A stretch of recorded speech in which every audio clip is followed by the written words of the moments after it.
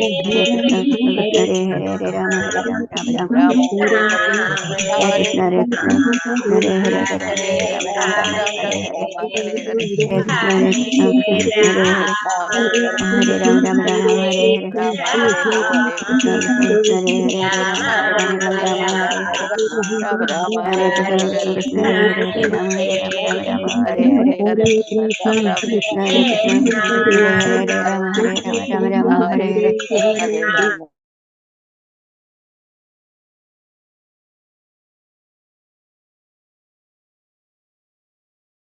ഹരേ കൃഷ്ണ. ശ്രീ രാധാഗോവിന്ദ് മന്ദിർ ഇസ്കോൺ മാംഗ്ലൂരിന്റെ ശ്രീമദ് ഭാഗവതം ക്ലാസ്സിലേക്ക് എല്ലാവർക്കും സ്വാഗതം.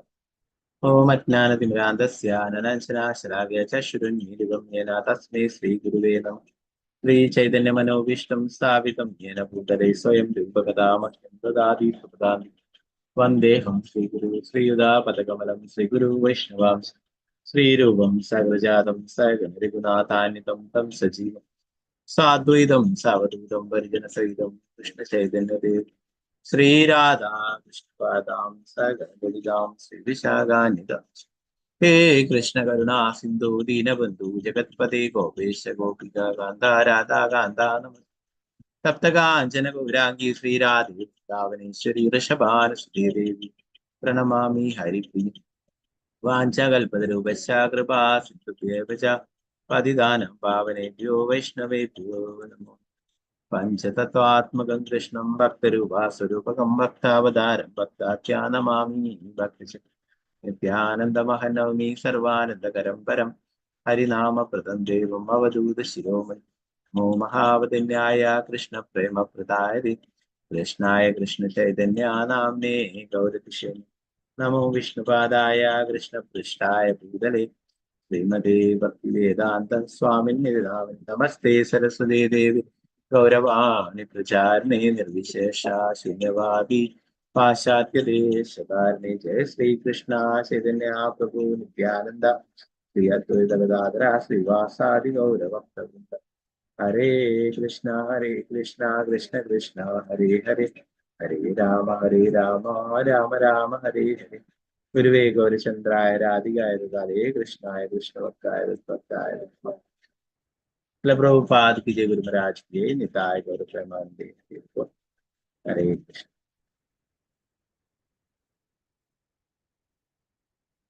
मदेग बंधु मत्संगिन मद्गुरो मन्महादना रत्निष्ठारग मद्भाग्या मदानंदा. नमस्ते गंधराय श्रीमद्भागवतम की जय. श्रीमद्भागवतम द्वितीय स्कंदम उपदम अध्यायम श्लोकम 20.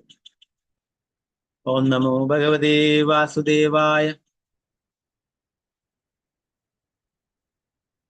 यादना देह आवृत्या पाशैर्बद्ध्वा गले बलात् नयदो दीर्घमध्वानं दण्ड्यं राजपटायता. यादना देहावृत्या पाशैर्बद्ध्वा गले बलात् नयदो दीर्घमध्वानं दण्ड्यं राजपटायता.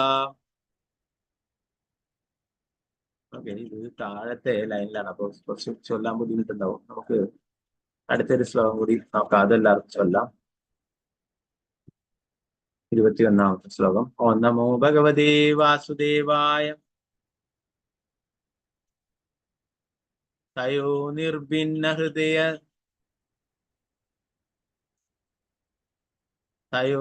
തയോർനിർഭിന്ന ഹൃദയസ്ഥൈർ जनैर्जादा वेपदु पदीष्वभिर्भक्ष्यमाणा आर्तोगं स्वमनुस्मरन्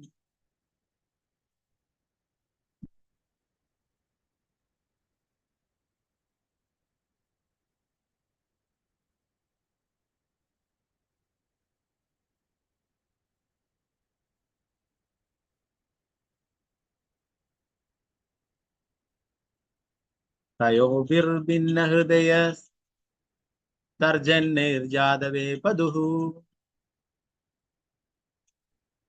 पदीशभिर्भक्ष्यमाणा आर्तोगं स्वमनुस्मरन् तयोर्भिन्नहृदयस्तर्जन्यैर्जातवेपदुः पदीशभिर्भक्ष्यमाणा आर्तोगं स्वमनुस्मरन् हरे कृष्ण चला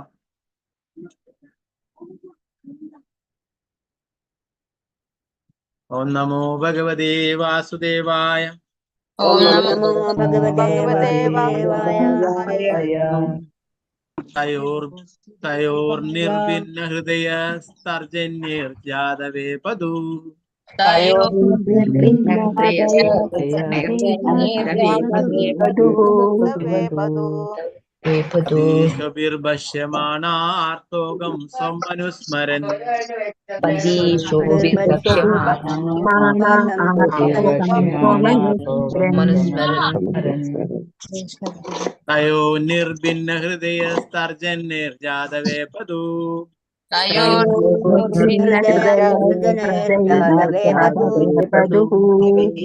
पदीशभिर्भक्ष्यमाणा आर्तोगं स्वमनुस्मरन् तयोर्निर्भिन्नहृदयस्तर्जन्यैर्जातवेपदु पदीशभिर्भक्ष्यमाणा आर्तोगं स्वमनुस्मरन् ഹരേ കൃഷ്ണ പ്രഭുജി. कृष्ण ഹരേ കൃഷ്ണ പ്രഭുജി.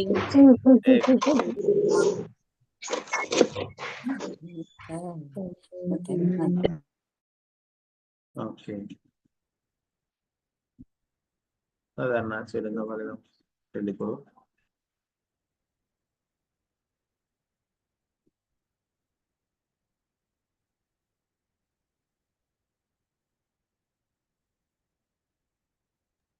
पंकजाक्षी माताजी, सीतारामनुली माताजी, सुवर्णप्रभा माताजी, अंबुजा देवी माताजी चൊല്ലിക്കോളൂ. हरे कृष्णा ഹരേ കൃഷ്ണ പ്രഭുജി.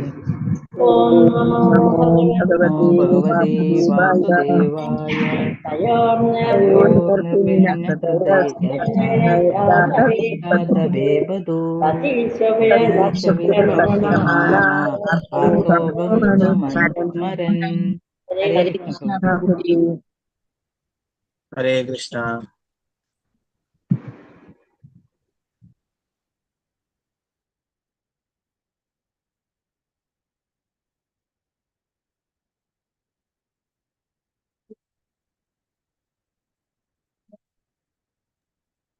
मालती माताजी, तंगमणि माताजी, विजयनाथ माताजी, राजी माताजी चొല്ലിക്കോളൂ. हरे कृष्णा ഹരേ കൃഷ്ണ പ്രഭുജി. ഓം നമോ ഭഗവതേ വാസുദേവായ. തയോർനിർഭിന്നഹൃദയസ്തർജന്യൈർജാതവേപദൂ പദീശഭിർഭക്ഷ്യമാണാ സ്വമനുസ്മരन्. ഹരേ കൃഷ്ണ. हरे कृष्ण ओके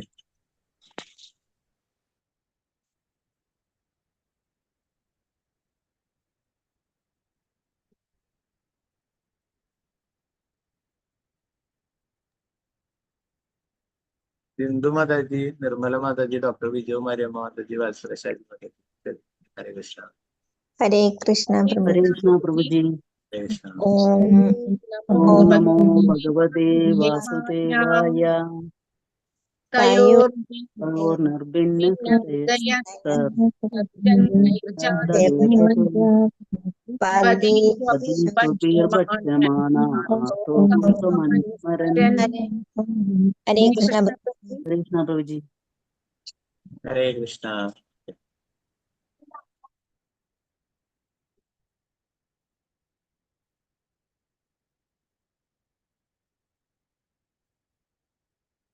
ഭാരതി അമ്മ മാതാജി, പത്മകുമാരി മാതാജി, രാമചന്ദ്ര പ്രഭു ശാരദജി കൃഷ്ണ ഹരേ കൃഷ്ണ. ശരി. ഹരേ കൃഷ്ണ പ്രഭുജി. ഓം നമോ ഭഗവതേ വാസുദേവായ.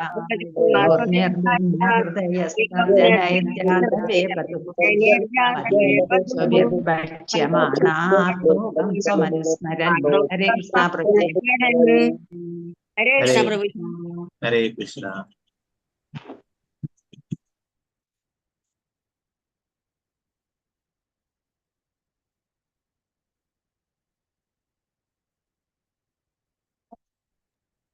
ആതിര മാതാജി, ഗീതാട്ടി മാതാജി, ശോഭ മാതാജി, താനുപ്രതി മാതാജി.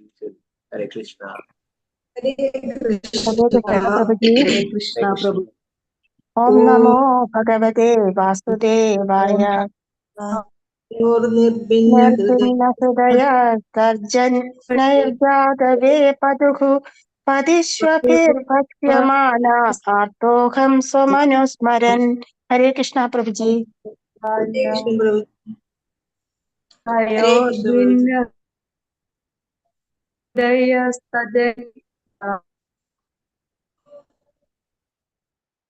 ഹരേ കൃഷ്ണ. നെറ്റ്വർക്കിന്റെ പ്രശ്നം ഓക്കെ.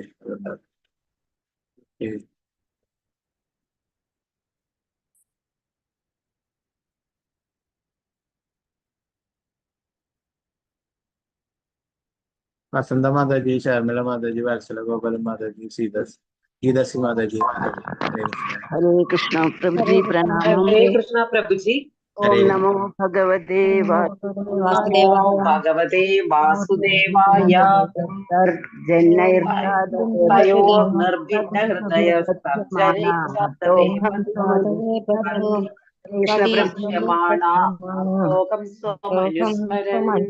ഹരേ കൃഷ്ണ പ്രഭുജി.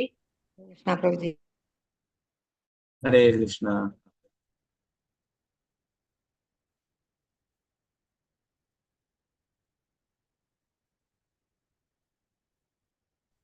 രമില പ്രസന്ന മാതാജി, ശോഭ പ്രതി മാതാജി, കുമുദ മാതാജി, സാവിത്രി ഉദയശ്രീ മാതാജി. ഹരേ കൃഷ്ണ. ഹരേ കൃഷ്ണ പ്രഭുജി. നമോ ഭഗവതേ പ്രണാമം പ്രഭുജി. ഓം നമോ ഭഗവതേ വാസുദേവായ. തയോർനിർഭിന്ന ഹൃദയസ്തർജന്യർജാതവേ വധുഃ പതിശോഭിർഭക്ഷ്യമാനാഹം സ്വമനുസ്മരൻ. ഹരേ കൃഷ്ണ പ്രഭുജി. ഹരേ കൃഷ്ണ പ്രഭുജി. ഹരേ കൃഷ്ണ.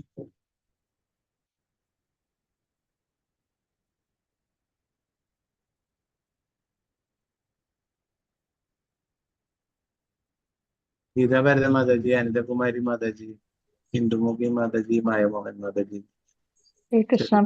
ഹരേ കൃഷ്ണ പ്രഭുജി. പ്രണാമം. ഓം നമോ ഭഗവതേ ഭഗവതേ വാസുദേവായ.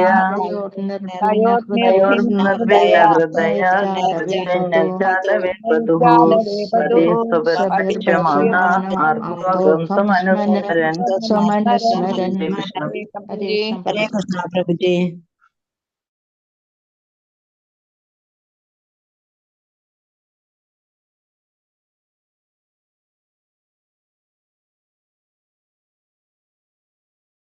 ഓക്കെ, മറ്റുള്ളവർക്ക് അടുത്ത ശ്ലോകം ചെല്ലും കേട്ടോ. നമുക്ക് ഇതിന്റെ ആദ്യത്തെ വിവർത്തനം ഭാഗത്ത് നോക്കുന്നുണ്ട്.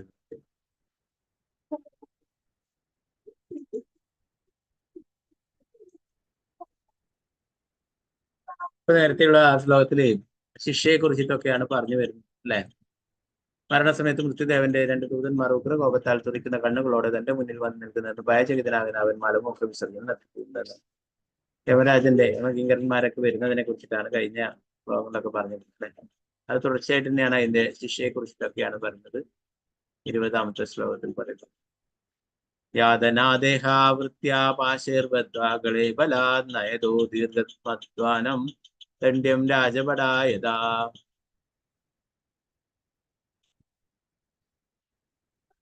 ഒരു കുറ്റവാളി രാജ്യത്തെ പോലീസുകാരാൽ അറസ്റ്റ് ചെയ്യപ്പെടുന്നത് പോലെ കുറ്റകരമായ ഇന്ദ്രിയാസ്വാദനങ്ങളിൽ മുഴുകുന്ന ഒരു വ്യക്തി യമദൂതന്മാരാൽ തടവിലാക്കപ്പെടുകയും അവന്റെ സൂക്ഷ്മ ശരീരത്തിനെ കഠിന ശിക്ഷയ്ക്ക് വിധേയനാകുന്നതിന് കഴുത്തുവരെ മൂടിക്കെട്ടുകയും ദേഹമാസകലം കയറിട്ട് വരിഞ്ഞ് ബന്ധിക്കുകയും ചെയ്തു. ഭാവാർത്ഥമേ ശ്രീ ഭക്തിവേദാന്ത സ്വാമി ശ്രീല പ്രഭുപാദ ചെയ്തു. ഓരോ ജീവാത്മാവും ഒരു സൂക്ഷ്മ ശരീരത്താലും സ്ഥൂല ശരീരത്താലും ആവരണം ചെയ്യപ്പെട്ടിരിക്കുന്നു. സൂക്ഷ്മ ശരീരം മനസ്സ്, അഹങ്കാരം, ബുദ്ധി, അവബോധം എന്നിവയാൽ ആവൃതമാണ്. യമരാജന്റെ നീതിപാലകന്മാർ കുറ്റവാളിയായ ജീവസത്തിയുടെ സൂക്ഷ്മ ശരീരം ബന്ധിച്ച് യമരാജന്റെ വാസസ്ഥലത്തേക്ക് കൊണ്ടുപോവുകയും അവിടെ അവന് സഹനീയമാംവിധം ശിക്ഷിക്കപ്പെടുകയും ചെയ്യുമെന്ന് ശാസ്ത്രങ്ങൾ പറയുന്നു. അവിടെ അവന് അസഹനീയമാംവിധം ശിക്ഷിക്കപ്പെടുകയും ചെയ്യുമെന്ന് ശാസ്ത്രങ്ങൾ പറയുന്നു. അല്ലെ, സഹനീയം എന്ന് പറഞ്ഞാൽ സഹിക്കാൻ പറ്റുന്നത്, അസഹനീയം സഹിക്കാൻ സാധിക്കാത്ത വിധം ശിക്ഷിക്കപ്പെടും. അല്ലെ, ഈ ശിക്ഷ മൂലം അവൻ മരിക്കില്ല. മരിച്ചാൽ അവന്റെ അപരാധങ്ങൾക്കുള്ള ശിക്ഷ ആരനുഭവിക്കും? ഒരാളെ മരണത്തിലേക്ക് തള്ളിവിടുക യമദൂതന്മാരുടെ ജോലിയല്ല. ജീവസത്ത നിത്യനാകിയാൽ വാസ്തവത്തിൽ അവനെ കൊല്ലുവാൻ സാധ്യമല്ല. അവന്റെ ഇന്ദ്രിയാസ്വാദന കർമ്മങ്ങളുടെ പ്രത്യാഘാതങ്ങൾ അനുഭവിക്കണം. ശിക്ഷാക്ക് പ്രക്രിയകൾ ചൈതന്യ ചരിതാമൃത്തിൽ വിസ്തരിച്ചിട്ടുണ്ട്. ആദ്യം യമകേരന്മാർ കുറ്റവാളിയെ തോണിയിലേറ്റി നദിയുടെ മധ്യത്തിലേക്ക് കൊണ്ടുപോകും. അവർ അവനെ മുടിക്ക് കുത്തിപ്പിടിച്ച് വെള്ളത്തിൽ മുക്കി താഴ്ത്തും. അവൻ പൂർണ്ണമായും ശ്വാസം മുട്ടി പിടയുമ്പോൾ അവർ അവനെ കരയിൽ നിർത്തി അല്പനേരം ശ്വസിക്കാൻ അനുവദിക്കുകയും വീണ്ടും ജലത്തിൽ മുക്കി താഴ്ത്തി ശ്വാസം മുട്ടിക്കുകയും ചെയ്യും. താഴെ കൊടുത്തിട്ടുള്ള ശ്ലോകങ്ങൾ വിവരിക്കുന്നത് പോലെ ഭഗവാനുമായുള്ള ബന്ധം മറക്കുന്ന ആത്മാവിനെ യമരാജൻ ഇത്തരം ശിക്ഷാവിധികളാൽ പീഡിപ്പിക്കും.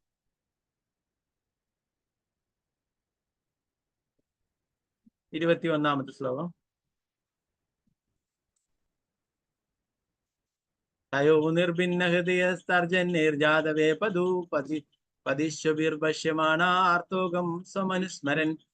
യമദൂതന്മാരാൽ വഹിക്കപ്പെടുമ്പോൾ വിഹുലനായ അവൻ അവരുടെ കരങ്ങളിൽ നിന്നും സംഭ്രമിച്ച് വിറയ്ക്കും.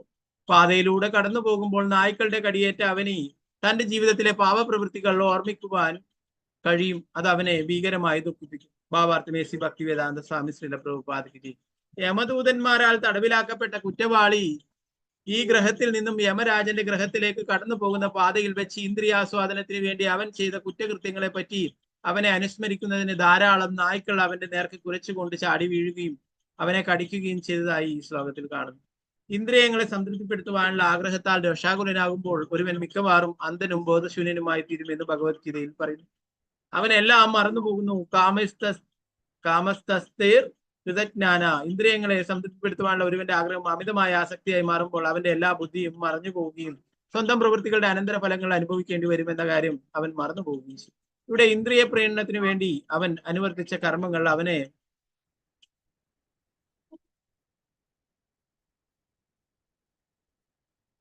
അനുസ്മരിപ്പിക്കുന്നതിന് യമരാജൻ നിയോഗിച്ച് നായകൾ അവന് അവസരം നൽകുന്നു. നമ്മൾ സ്ഥൂല ശരീരത്തിൽ ജീവിക്കുമ്പോൾ ഇന്ദ്രിയങ്ങളെ പ്രീതിപ്പെടുത്താനുള്ള അത്തരം കർമ്മങ്ങൾ ചെയ്യാൻ ആധുനിക സർക്കാരുകളുടെ ക്രമീകരണങ്ങൾ പോലും നമ്മെ പ്രോത്സാഹിപ്പിക്കും. ലോകത്തിലെ എല്ലാ രാജ്യങ്ങളിലെയും സർക്കാരുകൾ ഏർപ്പെടുത്തിയിട്ടുള്ള ജനനിയന്ത്രണ സംവിധാനങ്ങൾ അത്തരം പ്രവൃത്തിക്കുള്ള പ്രോത്സാഹനമാണ്. സ്ത്രീകൾക്ക് ഗുളികകൾ നൽകുന്നു. ഗർഭചിത്രത്തിന് സഹായം തേടാൻ അനുമതി നൽകുന്നു. ആർക്കും യഥേഷ്ടം ഇന്ദ്രിയ സംതൃപ്തി നേടുന്നതിനും സൗകര്യമുണ്ടാക്കുന്ന സംവിധാനമാണിത്. വാസ്തവത്തിൽ സത്സന്താനങ്ങളുടെ ലഭ്യതയാണ് ലൈംഗിക ജീവിതത്തിന്റെ ഉദ്ദേശം. പക്ഷേ ജനങ്ങൾ ഇന്ദ്രിയങ്ങളുടെ മേൽ നിയന്ത്രണമില്ലാത്തതിനാൽ, അവരെ ഇന്ദ്രിയ നിയന്ത്രണത്തിന് പരിശീലിപ്പിക്കുവാൻ ഒരു സ്ഥാപനവും ഇല്ലാത്തതിനാൽ ആ സാധുക്കൾ ഇന്ദ്രിയ പ്രീണന അപരാധങ്ങളുടെ ഇരകളാവുകയും ശ്രീമദ് ഭാഗവത്തിന്റെ താളുകൾ പറയുമ്പോഴുള്ള മരണാനന്തര ശിക്ഷയ്ക്ക് വിധേയരാവുകയും ചെയ്തു. പ്രഭുപാദ് കീ ജയ്. 22-ാമത്തെ ശ്ലോകം.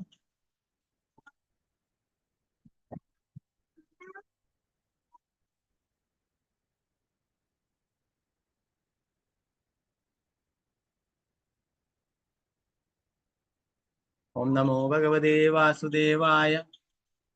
ശ്രുതൃത്പരീതോർക്കതവാന സന്തപ്യമാനപതി സപ്തവാലുകേ വൃക്ഷേണ പൃഷ്ടേ കശയാജതാടിത ശാലത്യശക്തോപി നിരാസമോദകേ.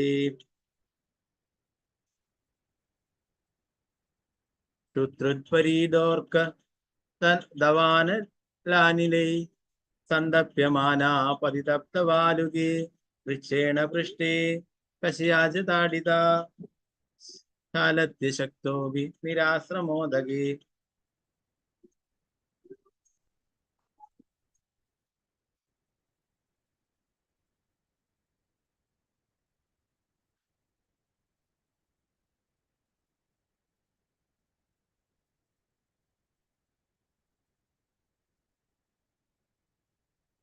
കുറ്റവാളിക്ക് കത്തിക്കാളുന്ന സൂര്യന് താഴെ ഇരുവശത്തും കാട്ടുതീയാളുന്ന ചുട്ടുപഴുത്ത മണൽപാതകളിലൂടെ കടന്നു പോകേണ്ടി വരും.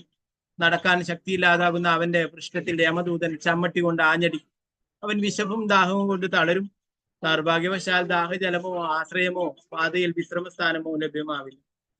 പ്രഭുപാദയ്ക്ക് ചെയ്യും. 23-ാമത്തെ ശ്ലോകം. ഓം നമോ ഭഗവതേ വാസുദേവായ. തത്ര തത്ര പതൻ ശ്രാന്തോ മൂർച്ഛിത പുനരുദ്ധിതഃ പദാപാപീയസാനീയ തമസായമസാദനം.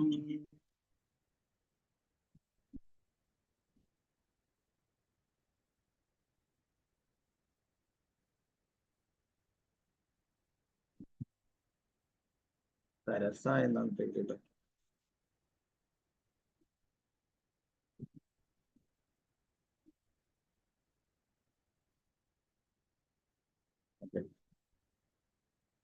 തരസ എന്നാണ്, തമസായ എന്നാണ്. പദാപാപീയസാനീയ തരസായമസാദനം.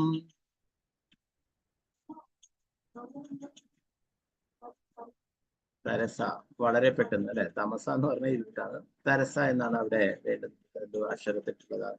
തത്ര തത്ര പദൻ ശ്രാന്തോ മൂർച്ഛിത പുനരുദ്ധിതഃ പദാപാപീയസാനീയ തരസായമസാദനം. ഹരേ കൃഷ്ണ. നേരത്തെ ചൊല്ലാൻ ബാക്കിയുള്ളവര് ചൊല്ലിക്കോളും. ഓക്കെ, വേറെ ആരെങ്കിലും ഉണ്ടെങ്കിൽ കൈയുയർത്താം. വിഷ്ണുപ്രിയ ദേവദാസ് മാതാജി, ഉമാദേവി മാതാജി ചൊല്ലിക്കോളും മാതാജി. ഹരേ കൃഷ്ണ. ഹരേ കൃഷ്ണ പ്രഭുജി. ഹരേ കൃഷ്ണ. ഓം നമോ ഭഗവതേ വാസുദേവായ. തത്ര തത്ര പദം ശ്രാന്തോ മൂർച്ഛിത പുനരുദ്ധിതഃ പദാപാപീയസായമസാദനം. ഹരേ കൃഷ്ണ പ്രഭുജി. തത്ര തത്ര പദം ശബ്ദോ മൂർച്ഛിതാ പുനരുദ്ധിതഃ പഥാ പാപീയസനീയ തമസായമ സാധനം. ഹരേ കൃഷ്ണ പ്രഭുജി പ്രണാമം. എന്റെ കണ്ണട കാണാനുണ്ട്, അത് നോക്കിയിരിക്കുന്നു. അതാണ്. ഹരേ കൃഷ്ണ. ഹരേ കൃഷ്ണ. ഹരേ കൃഷ്ണ. ഓക്കെ, നമുക്ക് ഇതിന്റെ വചനം ഭാവാർത്ഥം നോക്കാം. വചനം ഭാവാർത്ഥം ഭക്തിവേദാന്ത സ്വാമി. യമരാജന്റെ ഭവനത്തിലേക്കുള്ള പാതയിലൂടെ കടന്നു പോകുമ്പോൾ അവൻ ക്ഷീണാധിക്യത്താൽ തളർന്നു വീഴുകയും ചില സന്ദർഭങ്ങളിൽ മോഹാലസ്യത്തിൽ ആണ്ടുപോകുമെങ്കിലും വീണ്ടും ഉണരാൻ നിർബന്ധിതനാകും. ഇപ്രകാരം അവൻ പെട്ടെന്ന് യമരാജന്റെ സാന്നിധ്യത്തിൽ എത്തിച്ചേരും. പ്രഭുപാദയ്ക്ക് ജയ്. 24-ാമത്തെ ശ്ലോകം. ഓം നമോ ഭഗവതേ വാസുദേവായ. യോജനാനാം സഹസ്രാണി നവതി നവചാതുനഃ ത്രിഭിർമുഹൂർത്തൈർദ്വാഭ്യാം വാനീതാ പ്രാപ്നോതി യാതനഃ.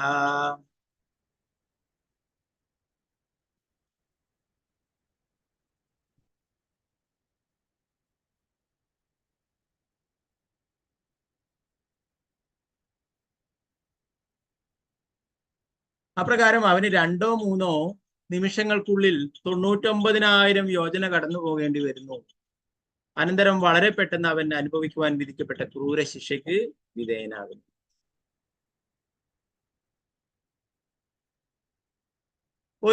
ഭാവാർത്ഥം എസ് ഭക്തിവേദാന്ത സ്വാമി ശ്രീല പ്രഭുപാദ്. ഒരു യോജന 8 മൈലുകളായി കണക്കാക്കപ്പെടുന്നു. അത് പ്രകാരം അവന് ഏറെക്കുറെ 7,92,000 മൈലുകൾ കടന്നു പോകണം. ഏതാനും നിമിഷങ്ങൾക്കുള്ളിൽ അത്രയും നീണ്ട ദൂരം താണ്ടുകയും വേണം. സൂക്ഷ്മ ശരീരത്തെ യമദൂതന്മാർ ഒരാവരണത്തിനുള്ളിലാക്കുന്നതിനാൽ ജീവസത്തയ്ക്ക് അത്രയും ദീർഘദൂരം വളരെ വേഗം തരണം ചെയ്യാൻ കഴിയും. പക്ഷേ ആ ദൂരം അത്രയും അവൻ കൊടിയ പീഡനങ്ങൾ അനുഭവിച്ചു കൊണ്ടിരിക്കണം. ഈ ആവരണം ഭൗതികമാണെങ്കിൽ പോലും ഭൗതിക ശാസ്ത്രജ്ഞന്മാർക്ക് കണ്ടെത്താൻ കഴിയാത്തത്ര ശ്രേഷ്ഠ ഘടകങ്ങൾ കൊണ്ട് നിർമ്മിച്ചതാണ്. ഏതാനും നിമിഷങ്ങൾക്കുള്ളിൽ 7,92,000 മൈലുകൾ സഞ്ചരിക്കുക എന്നത് ആധുനിക ശൂന്യാകാശ യാത്രികർക്ക് അത്ഭുതകരമായി അനുഭവപ്പെട്ടേക്കാം. അവർ ഇതുവരെ മണിക്കൂറിൽ പരമാവധി 18,000 മൈൽ വേഗതയിൽ സഞ്ചരിച്ചിട്ടുള്ളൂ.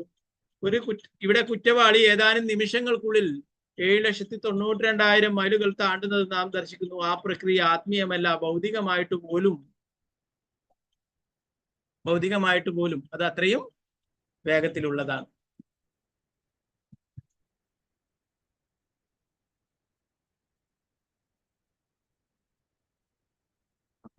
അടുത്ത ശ്ലോകം കൂടി എടുക്കാം. അപ്പൊ എല്ലാവർക്കും എന്താ പറയാ ഇതെല്ലാം കേട്ടിട്ട് ഭയമാവണ്ട, അതുകൊണ്ട് വേഗത്തിൽ അത് എടുത്തിട്ട് പോകും അല്ലെ. പക്ഷെ ഭക്തന്മാർക്ക് ഭയമില്ല അല്ലെ. ഭക്തന്മാരെ ഒരിക്കലും ഇങ്ങനെയുള്ള ആധർമ്മമായിട്ടുള്ള പ്രവൃത്തികളൊന്നും പ്രവർത്തിക്കില്ല അല്ലെ. ഭഗവാനെ മറന്നുകൊണ്ടുള്ള പ്രവൃത്തികളൊന്നും ചെയ്യാത്തത് കൊണ്ട് തന്നെ അവർക്ക് ഭയപ്പെടേണ്ടതായിട്ടുള്ള, ഭഗവാനെ മറന്ന് ജീവിക്കുന്നവർക്കാണ് ഇതൊക്കെ ഭയപ്പെടാനുള്ളത് അല്ലെ. എങ്കിലും നമ്മൾ മനസ്സിലാക്കിയിരിക്കണം മറ്റുള്ളവർക്ക് പറഞ്ഞു കൊടുക്കുവാനായിട്ട് അല്ലെ. 25-ാമത്തെ ശ്ലോകം നോക്കാം. ഓം നമോ ഭഗവതേ വാസുദേവായ. ആദീപനം സ്വഗാത്രാണാം വേഷ്ടയിദ്വോൽമുഖാദിഭിഃ ആത്മമാം സാധനം കാപി സുകൃതം പരതോഭിവാ.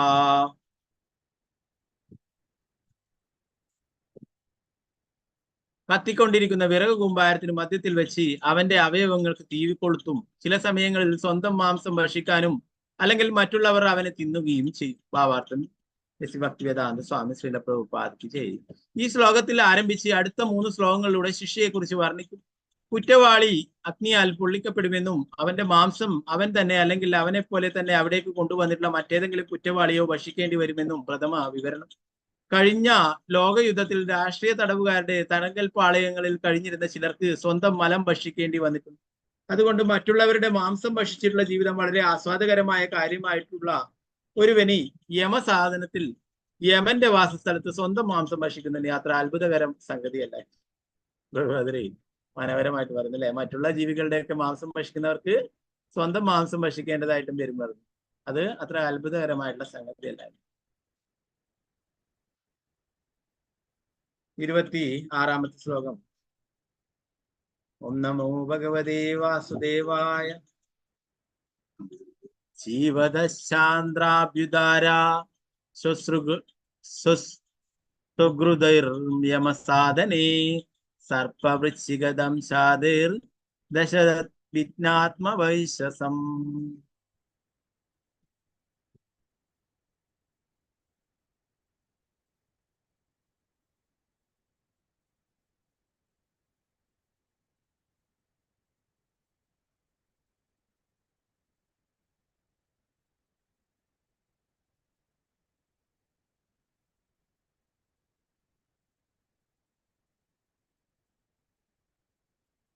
നരകത്തിലെ വേട്ടനായ്ക്കളും കഴുകന്മാരും അവന്റെ കുടൽമാലകൾ പുറത്തേക്ക് വലിച്ചിട്ട് അത് കാണാൻ അവൻ ജീവിച്ചിരിക്കുമ്പോഴും സർപ്പങ്ങളും തേളുകളും ചോര കുടിക്കുന്ന പ്രാണികളും മറ്റു ജന്തുക്കളും അവനെ കടിക്കുകയും പല വിധത്തിൽ പീഡിപ്പിക്കുകയും ചെയ്യും. 27-ാമത്തെ ശ്ലോകം. ഓം നമോ ഭഗവതേ വാസുദേവായ.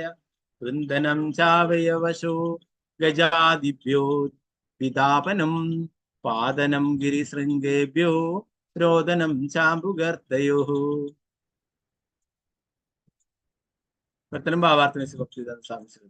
അടുത്തതായി അവന്റെ അംഗങ്ങൾ ഓരോന്നും ഛേദിക്കുകയും ആനകളെ കൊണ്ട് പിച്ചി ചീന്തിക്കുകയും ചെയ്തു. അവനെ മലകളുടെ മുകളിൽ നിന്നും ചുഴറ്റി എറിയുകയും ജലത്തിലെ ഒരു ഗുഹയിലോ തടവുപുള്ളിയായി ഇടുകയോ ചെയ്യും.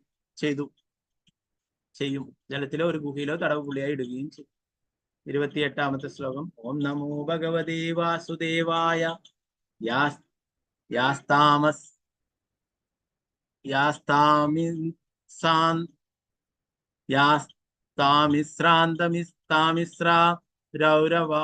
രൗരവാദ്യശയാതനാ പുങ്ക്തേ നരോ വാ നാരി വാമിദ സംഗേന നിർമ്മിതഃ.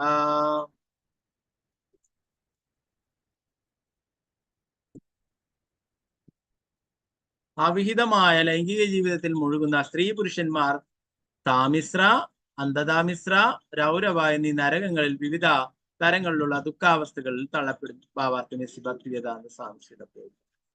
ലൈംഗിക ജീവിതത്തിന്റെ അടിത്തറയിലാണ് ഭൗതിക ജീവിതം. നിലനിൽപ്പിന് വേണ്ടിയുള്ള സമരത്തിൽ കഠിനമായ ദുരിതങ്ങൾക്ക് കീഴ്പ്പെടേണ്ടി വരുന്ന ഭൗതികവാദികളായ എല്ലാ ജനങ്ങളുടെയും അസ്തിത്വം ലൈംഗികതയുടെ അടിസ്ഥാനത്തിലാണ്. അതിനാൽ വൈദിക സംസ്കാരത്തിൽ ലൈംഗിക ജീവിതം വളരെ നിയന്ത്രിതമായി അനുവദിച്ചിട്ടുള്ളൂ. അത് വിവാഹിതരായ ദമ്പതികൾക്കും കുട്ടികൾക്ക് ജന്മം നൽകുന്നതിനും മാത്രമുള്ളതാണ്. പക്ഷെ പുരുഷനായാലും സ്ത്രീ ആയാലും നിയമവിരുദ്ധമായും അവിഹിതമായും ഇന്ദ്രിയ സംതൃപ്തിക്ക് വേണ്ടി മാത്രം ലൈംഗിക ജീവിതത്തിൽ ആസക്തരായി മുഴുകുന്ന പക്ഷം അതിനുള്ള കഠിനമായ ശിക്ഷ ഈ ജീവിതത്തിൽ തന്നെയോ അല്ലെങ്കിൽ മരണാനന്തര ജീവിതത്തിലോ അവരെ കാത്തിരിക്കുന്നുണ്ടാവും. ഈ ലോകത്തിൽ സിഫിലിസ്, ഗൊണേറിയ മുതലായ ലൈംഗിക രോഗങ്ങളും അടുത്ത ജീവിതത്തിൽ ശ്രീമദ് ഭാഗവത്തിന്റെ ഈ ഭാഗത്ത് നമ്മൾ കണ്ടതുപോലെ വ്യത്യസ്ത രീതികളുടെ നരകീയാവസ്ഥകളും അവർ അനുഭവിക്കേണ്ടി വരും. ഭഗവത്ഗീത 1-ാം അധ്യായത്തിലും അവിഹിത ലൈംഗിക ജീവിതത്തെ വളരെയധികം നിന്ദിക്കുന്നുണ്ട്. അവിഹിത ലൈംഗിക ജീവിതത്തിലൂടെ സന്താനങ്ങളെ ഉൽപ്പാദിപ്പിക്കുന്നവർ നരകത്തിലേക്ക് അയക്കപ്പെടുമെന്ന് അവിടെ പറയുന്നു. അത്തരം അപരാധികൾ താമിശ്രയിലും അന്ധതാമിശ്രയിലും രൗരവിയിലും നരകീയ ജീവിതാവസ്ഥകളിലേക്ക് എറിയപ്പെടുമെന്ന് ഇവിടെ ഭാഗവതം സ്ഥിരീകരിക്കുന്നു.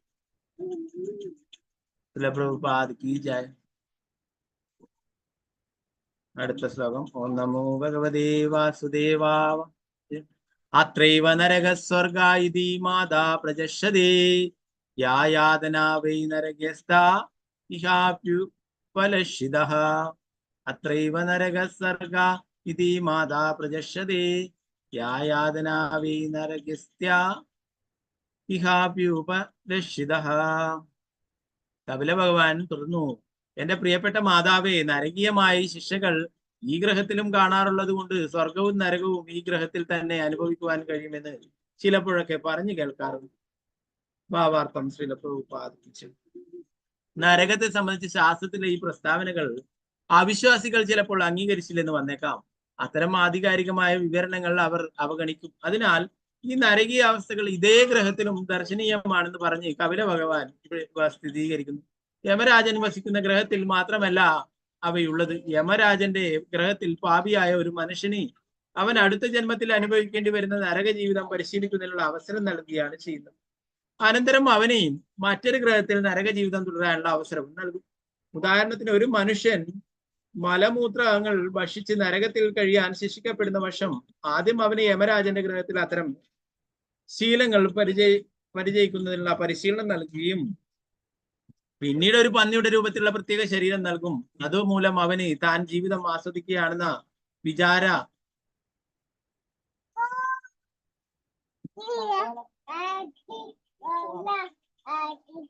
വിചാരവിശ്വാസത്തോടെ നിർവഹിച്ചില്ലെങ്കിൽ ഇവിടെ വിസ്തരിച്ചിട്ടുള്ളത് പോലെ അവന് നിശ്ചയമായും നരക ജീവിതം അനുഭവിച്ചേ തീരും. ജയം.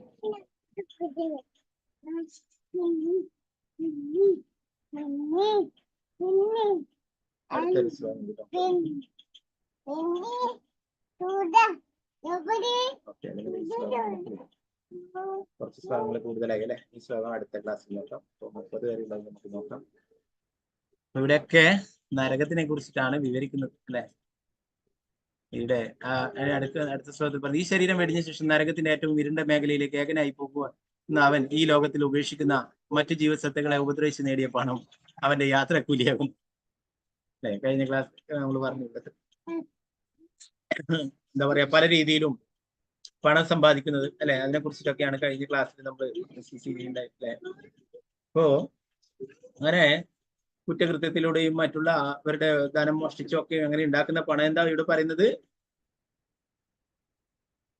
ആ പണമൊക്കെ നരകത്തിലേക്ക് പോകുന്ന യാത്രാക്കൂലിയായിട്ട് മാറുമെന്ന് പറയും. ഈ ശരീരം വെടിഞ്ഞ ശേഷം നരകത്തിന്റെ ഏറ്റവും ഇരുണ്ട മേഖലയിലേക്ക് ഏകനായി പോകുന്ന അവൻ ഈ ലോകത്തിൽ ഉപേക്ഷിക്കുന്ന മറ്റു ജീവിസത്തുക്കളെ ഉപദ്രവിച്ച് നേടിയ പണം അവന്റെ യാത്രാക്കൂലിയാകും. അപ്പൊ അങ്ങോട്ടേക്ക് പോകാൻ പണമില്ലാന്ന് വിചാരിച്ച് ആരും വിഷമിക്കണ്ട. ഇവിടെ കപില ഭഗവാൻ പറയുന്നു, എങ്ങനെയൊക്കെ തട്ടിപ്പിലും വെട്ടിപ്പിലും ഒക്കെ പണം നേടിയിട്ടുണ്ടാവോ അങ്ങനെ ഈ ലോകത്തില് മറ്റുള്ളവരെ പറ്റിച്ചിട്ട് ഉണ്ടാക്കിയിട്ടുള്ള ആ പണം അല്ലെ, അത് അവന് യാത്രാക്കൂലിയായിട്ട്, ആ പണം എന്ന് പറയുന്നത് എന്താണ്, അതിന്റെ ശിക്ഷ അല്ലെ, അത് അവന് യാത്രാക്കൂലിയായിട്ട് ഉണ്ടാകും. നാരായണ നമസ്കൃത്യ നരം ചൈവ നരോത്തമം ദേവീം സരസ്വതി വ്യാസം തതോ ജയമുദ്രേ. നഷ്ടപ്രായേഷു ഭദ്രേഷു നിത്യം ഭാഗവത സേവയാ ഉത്തമ ശ്ലോകേ ഭക്തിർഭവതി നൈഷ്ഠികേ. മൂകം കരോതി വാചാലം പങ്കും ലംഘയതേ ഗിരിം യത്കൃപാതമഹം വന്ദേ ശ്രീഗുരു ദീനതാരിണം പരമാനന്ദമാധവം ശ്രീ ചൈതന്യേശ്വരം. നമോ വിഷ്ണുപാദായ കൃഷ്ണപൃഷ്ഠായ ഭൂതലേ ശ്രീമതേ ഭക്തിവേദാന്ത സ്വാമിന്നിതി നാമിനി. നമസ്തേ സരസ്വതേ ദേവേ ഗൗരവാണി പ്രചാരിണേ നിർവിശേഷ ശൂന്യവാദി പാശ്ചാത്യദേശധാരിണി. ജയ ശ്രീകൃഷ്ണ ചൈതന്യ പ്രഭു നിത്യാനന്ദ ശ്രീ അദ്വൈത ഗദാധര ശ്രീവാസാദി ഗൗരഭക്തവൃന്ദ. ഹരേ കൃഷ്ണ കൃഷ്ണ കൃഷ്ണ ഹരേ ഹരേ, ഹരേ രാമ രാമ രാമ ഹരേ ഹരേ. ഗുരുവേ ഗൗരചന്ദ്രായ രാധികായ തഥാരേ കൃഷ്ണായ കൃഷ്ണഭക്തായ തദ്ഭക്തായ നമഃ. ശ്രീല പ്രഭുപാദ് की जय, गुरु महाराज की जय, निताय गौर प्रेमानंदे हरे हरे. कृष्ण.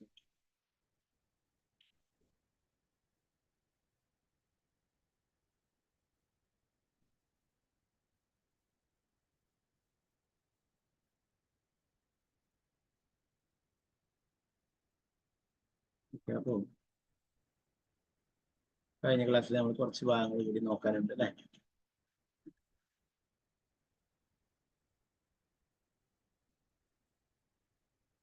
അപ്പൊ പറഞ്ഞു അല്ലെ, കുടുംബത്തെ പുലർത്താനായിട്ട് പലതരത്തിലുള്ള കുറ്റകൃത്യങ്ങളൊക്കെ നടത്തിയിട്ട് അല്ലെ, അതിൽ നിന്നും പണം സമ്പാദിച്ച് കുടുംബത്തിനെ സംരക്ഷിച്ചാലും ശിക്ഷയിൽ നിന്നും ഒരിക്കലും ഇളവ് കിട്ടില്ല അല്ലെ. അദ്ദേഹം ചെയ്തിട്ടുള്ള ശിക്ഷ തന്നെയാണ്.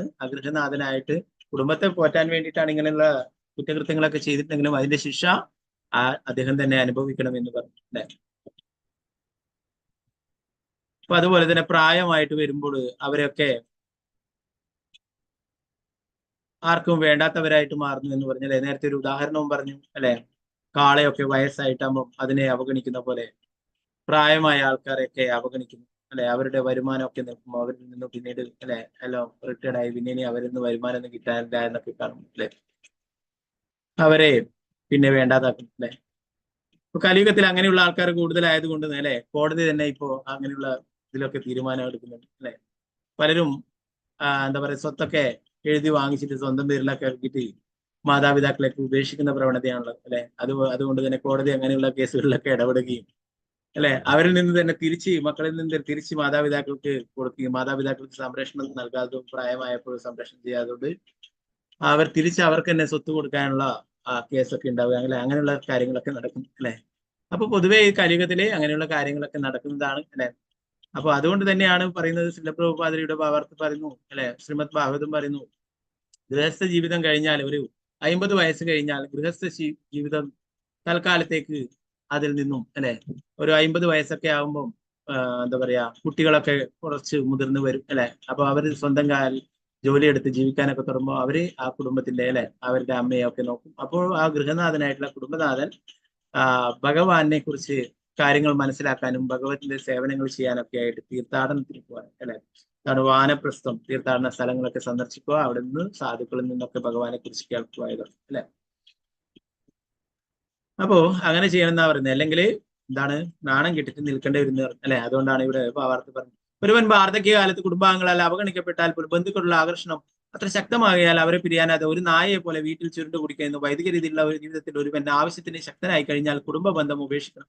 പ്രായാധിക്യത്താൽ അങ്ങേയറ്റം ദുർബലനും സംഭ്രമചിത്തനും രോഗഗ്രസ്തനും ആകുന്നതിനു മുമ്പ് കുടുംബജീവിതത്തോട് വിട പറഞ്ഞ് ശേഷിക്കുന്ന നാളുകളിൽ പൂർണ്ണമായും ഭഗവത് സേവനത്തിൽ മുഴുകണമെന്ന് ഉപദേശിക്കപ്പെടുന്നു. ഒരു വ്യക്തി 50 വയസ്സ് കഴിഞ്ഞാൽ കുടുംബജീവിതം ഉപേക്ഷിച്ച് വനത്തിൽ ഏകാന്തവാസം നയിക്കണമെന്ന് വൈദിക ശാസ്ത്രങ്ങളിൽ ആധികാരികമായി പറഞ്ഞിട്ടുണ്ട്. അവൻ ജ്ഞാനമാർഗം സ്വയം പൂർണ്ണ സന്യാസിയായി മാറിക്കഴിയുമ്പോൾ ഓരോ കുടുംബത്തിനും ആധ്യാത്മിക ജീവിതത്തിന്റെ അറിവ് പകർന്നു കൊടുക്കുകയുണ്ട്. അപ്പൊ ഇങ്ങനെയുള്ള തീർത്ഥാടന സ്ഥലങ്ങളൊക്കെ സന്ദർശിക്കുകയും അവിടെ വെച്ച് സാധുക്കളെ കാണുകയും അവരിൽ നിന്നൊക്കെ ഉപദേശങ്ങൾ സ്വീകരിക്കുകയും പിന്നീട് ഓരോ കുടുംബത്തിനും ഇങ്ങനെയുള്ള ആത്മീയ ജ്ഞാനം പകർന്നു കൊടുക്കുകയും അങ്ങനെ ഓരോ കുടുംബത്തിലും എന്താ പറയുക ഭഗവത് സേവനങ്ങൾ ചെയ്യാനായിട്ട് അവരെ പ്രാപ്തരാക്കുകയൊക്കെ വേണം അല്ലെ. നമുക്കറിയാം സാധുക്കളൊക്കെ ഇവിടെ ശ്രീമദ് ഭാഗവത്തിൽ ധാരാളം ഋഷിമാരും മറ്റുള്ള മഹാത്മാക്കളൊക്കെയാണ് ജ്ഞാനം വിവരിച്ചു കൊടുക്കുന്നത് അല്ലെ. ഇപ്പൊ വിതുരര് തന്നെ ഇപ്പോഴും കേൾക്കുന്നത് മൈത്രേയ മുനിയിൽ നിന്നാണ് അല്ലെ. സുഖദേവ് ഗോസ്വാമിയിൽ നിന്നും പരീക്ഷിത് മഹാരാജാവ് കേൾക്കുകയുണ്ടായി. അതുപോലെ സൂതഗോസ്വാമിയിൽ നിന്നും ശവനകാദി ഋഷികളൊക്കെ കേൾക്കുകയുണ്ടായി അല്ലെ. അപ്പൊ ഇവരൊക്കെ പറഞ്ഞു കൊടുത്തിട്ടുള്ള കാര്യങ്ങളാണ് വിതുരർക്ക് മൈത്രേയ മുനി പറഞ്ഞു കൊടുക്കുന്നത് അല്ലെ. വിതുരരും നേരത്തെ നമ്മൾ പറഞ്ഞു അല്ലെ, കൊട്ടാരമൊക്കെ ഉപേക്ഷിച്ചിട്ട് വന്നിട്ടുണ്ടതായിരുന്നു. അവിടുന്ന് ദുര്യോധനൊക്കെ മോശപ്പെട്ട രീതിയിൽ സംസാരിക്കുവാനായിട്ട് അല്ലെ, അധർമ്മത്തിനെതിരെ പ്രതികരിക്കുമ്പോൾ, അധർമ്മങ്ങൾ പ്രവർത്തിക്കുന്നതിന് തടസ്സം നിൽക്കുമ്പോൾ ഇദ്ദേഹത്തെ അപമാനിക്കുന്ന തരത്തിലൊക്കെ സംസാരിക്കും അല്ലെ. അങ്ങനെ അവിടെ നിന്നും വിട്ടിറങ്ങുകയാണ് ചെയ്യുന്നത് അല്ലെ. കൂടുതൽ അടിച്ചിറക്കുന്നതിന്റെ മുന്നേ തന്നെ വിതുരർ അവിടുന്ന് ഇറങ്ങിപ്പോവുകയുണ്ടായി അല്ലെ. പിന്നെ തീർത്ഥാടന സ്ഥലങ്ങളൊക്കെ സന്ദർശിച്ചു, ഋഷിമാരിൽ നിന്നൊക്കെ കേൾക്കുകയുണ്ടായി ഭഗവാനെ കുറിച്ചുള്ള കാര്യങ്ങൾ അല്ലെ. ആദ്യം ഉദ്ധവരിൽ നിന്നും കേൾക്കുകയുണ്ടായി ഭഗവാനെ കുറിച്ചിട്ടുള്ള, പിന്നീട് മൈത്രേയ മുനിയിൽ നിന്നും കേൾക്കുകയുണ്ടായി ഭഗവാനെ കുറിച്ചുള്ള കാര്യങ്ങളൊക്കെ. അത് ആ ഒരു ഭാഗങ്ങൾ തന്നെയാണ് നമ്മളിങ്ങനെ പഠിച്ചുകൊണ്ട് പോകുന്നത് അല്ലെ. മൈത്രേയ മുനി വിതുരർക്ക് പറഞ്ഞു കൊടുക്കുന്ന ഭാഗങ്ങളായിട്ടാണ് നമ്മൾ ഈ ലീലകളൊക്കെ പഠിക്കുന്നത്. പിന്നീട് വിതുരർ വീണ്ടും വരുന്നു അല്ലെ, തന്റെ ബന്ധുവായിട്ടുള്ള ധൃതരാഷ്ട്രയെ, തന്റെ ജ്യേഷ്ഠനായിട്ടുള്ള അന്ധനായിട്ടുള്ള ധൃതരാഷ്ട്രയെ അല്ലെ, അദ്ദേഹത്തിന്റെ പുറമേ അന്ധതയാണ് അകത്തും അന്ധതയാണ് അല്ലെ. അതുകൊണ്ടാണ് അധർമ്മ മക്കൾ പ്രവർത്തിച്ചിട്ടും അതിനെയൊന്നും തടയാതിരിക്കില്ല. അപ്പൊ അദ്ദേഹത്തെ അവസാന കാലത്തിലെങ്കിലും ഭക്തി സേവനത്തിൽ ഏർപ്പെടട്ടെ, ഭഗവാനെ ധ്യാനിക്കട്ടെ എന്ന് വിചാരിച്ചിട്ട് അദ്ദേഹത്തെ വിളിച്ചു കൊണ്ടുപോകാനായിട്ട് വരുന്നുണ്ട് അല്ലെ. അപ്പോൾ ഈ വാക്കുകളൊക്കെ നമുക്ക് അവിടെയും നമ്മൾ പഠിച്ചിട്ടുണ്ടായിരുന്നു 1-ാമത്തെ സ്കന്ധത്തിലൊക്കെ അല്ലെ. ഒരു പട്ടിയെ പോലെ യുധിഷ്ഠിര മഹാരാജാവിന്റെ ആ ഔദാര്യം പറ്റിക്കൊണ്ട് നിൽക്കുന്നു എന്നൊക്കെ പറഞ്ഞിട്ട് അദ്ദേഹത്തെ വിമർശിക്കുന്നു.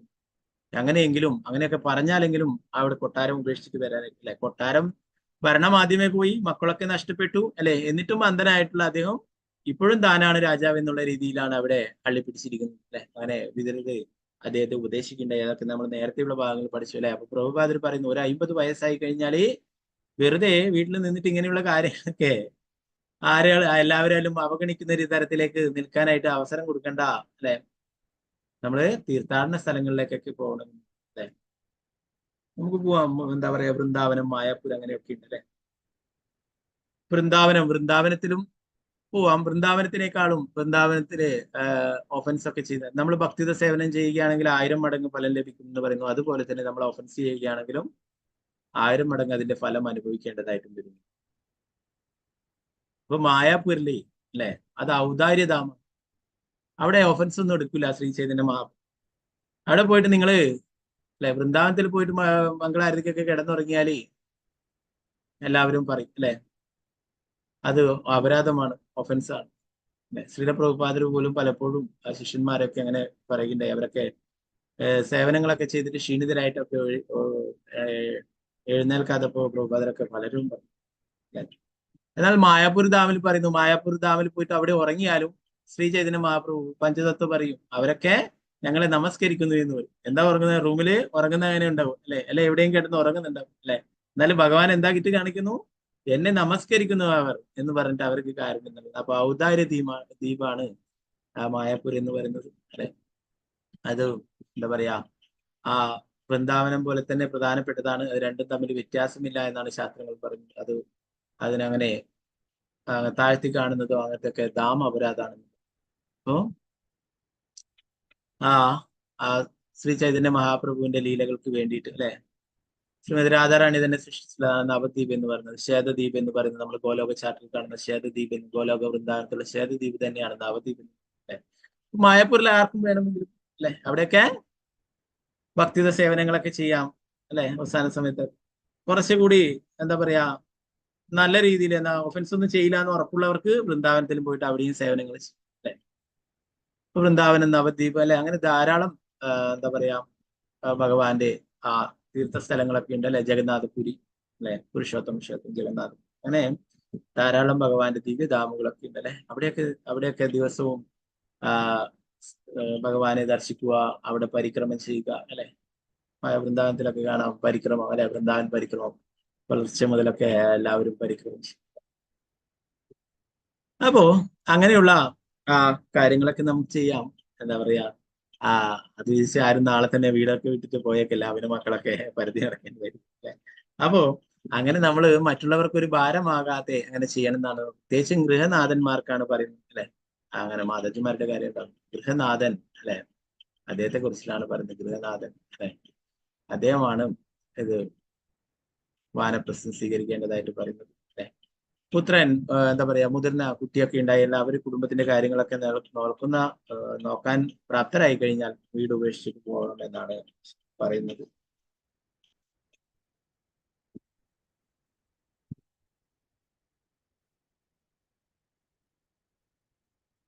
അപ്പൊ അങ്ങനെ ഗൃഹനാഥൻ ചെയ്യുന്ന ഭക്തിത സേവനത്തിന്റെ ഫലം എല്ലാവർക്കും ലഭിക്കും അല്ലെ.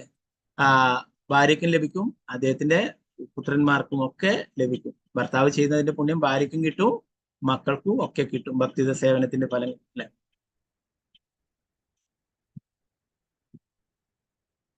അടുത്ത ശ്ലോകത്തിൽ പറയുന്നു, അപ്രകാരം അവൻ അവഗണനയോടെ നൽകപ്പെടുന്നത് എന്ത് ഭക്ഷിക്കുക ഒരു വളർത്തുനായെ പോലെ വീട്ടിൽ തുടർന്നു. ഗ്രഹണി മുതലായ അജീർണ രോഗങ്ങൾ ബാധിച്ച് വിശപ്പില്ലാതായി ഉരുള്ള ആഹാരം കഴിച്ചും ഒരു ജോലിയും ചെയ്യാൻ കഴിവില്ലാതായും അവൻ തീരെ വിലകെട്ടവനായി. അപ്പോ അങ്ങനെ എന്താ പറയാ, പ്രായമായിട്ടൊക്കെ ഒറ്റപ്പെട്ടു പോകുന്ന ഒരവസ്ഥ വളരെ ദയനീയമായിട്ടാണ് അല്ലെ. ഇങ്ങനെ ചെയ്യുന്നവരൊരിക്കലും ചിന്തിക്കുന്നില്ല ഞങ്ങൾക്കും പ്രായമാകും, ഞങ്ങളും ഈ സ്റ്റേജിലൂടെയൊക്കെ കടന്നു പോകണമെന്ന് അവരൊരിക്കലും ചിന്തിക്കുന്നില്ല അല്ലെ. അവർ വിചാരിക്കുന്നു ഞങ്ങളിപ്പോ യങ് ആയിട്ടുള്ളതാണ്, അതുപോലെ തന്നെ നമ്മളെപ്പോഴും ഉണ്ടാവുന്നു അല്ലെ. ഒരിക്കലും അല്ല അല്ലെ. നേരത്തെ പറഞ്ഞു കാലം അല്ലെ, അതെല്ലാറ്റിനും കണക്ക് ചോദിക്കും.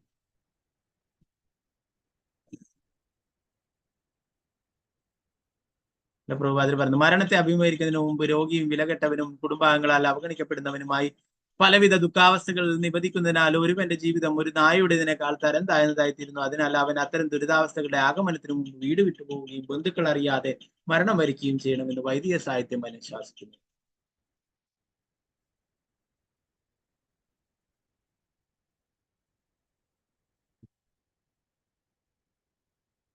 അപ്പൊ അങ്ങനെ ചെയ്യുന്നത് പറയുന്നു, ഒരു വ്യക്തി ഭവനം ഉപേക്ഷിച്ച് പോവുകയും കുടുംബാംഗങ്ങൾ അറിയാതെ ജീവൻ വിടുകയും ചെയ്താൽ അത് മഹത്വമുള്ള ഒരു മരണമായി പരിഗണിക്കും. പക്ഷേ ബന്ധിതനായ ഒരു കുടുംബസ്ഥൻ മരണാനന്തരം അവന്റെ ശരീരം കുടുംബാംഗങ്ങൾ ഘോഷയാത്രയായി കൊണ്ടുപോകണമെന്നും അവന് കാണാൻ കഴിയില്ലെങ്കിൽ കൂടി ആ ഘോഷയാത്ര ആഡംബരപൂർണമായി ആഗ്രഹിക്കുകയും ചെയ്യുന്നു. ആ വിധം അടുത്ത ജീവിതത്തിലേക്ക് ശരീരം ഉപേക്ഷിക്കുമ്പോൾ താൻ എവിടേക്കാണ് പോകുന്നതെന്ന് അറിയാതെ പോലും അവൻ സന്തോഷിക്കും. ഓൾറെഡി അതിൽ നിന്ന് ഒന്നുമില്ല അല്ലെ, ആത്മാവ് പോയി, പിന്നീട് അതൊരു ശവമാണ് അല്ലെ, ജഡവസ്തുവാണ്. എങ്കിലും അതിന് നല്ല പൂമാലയൊക്കെ ഇട്ട് പൗഡറൊക്കെ ഇട്ട് കൊടുത്ത് അല്ലെ, നല്ല സുന്ദരനാക്കിയിട്ട് വാദ്യമേളങ്ങളൊക്കെ കൂടിയിട്ട് ഘോഷയാത്രയൊക്കെ ആയിട്ട് അല്ലെ. തമിഴ്നാട്ടിലൊക്കെ കാണാം, ഇവിടെ കുറച്ച് കുറവാണ് അല്ലെ. തമിഴ്നാട്ടിലൊക്കെ ഇങ്ങനെയുള്ള മരിച്ചു കഴിഞ്ഞാൽ അതൊരു ആഘോഷമായിട്ട് അവര് അങ്ങനെ മൃതശരീരമൊക്കെ അലങ്കരിച്ചുകൊണ്ട് സന്തോഷത്തോടെ പോകും അല്ലെ. അപ്പൊ ഇവിടെ പറഞ്ഞു, എവിടേക്കാണ് പോകുന്നത് പോലും അറിയാതെ അവൻ സന്തോഷിക്കുമ്പോൾ അല്ലെ.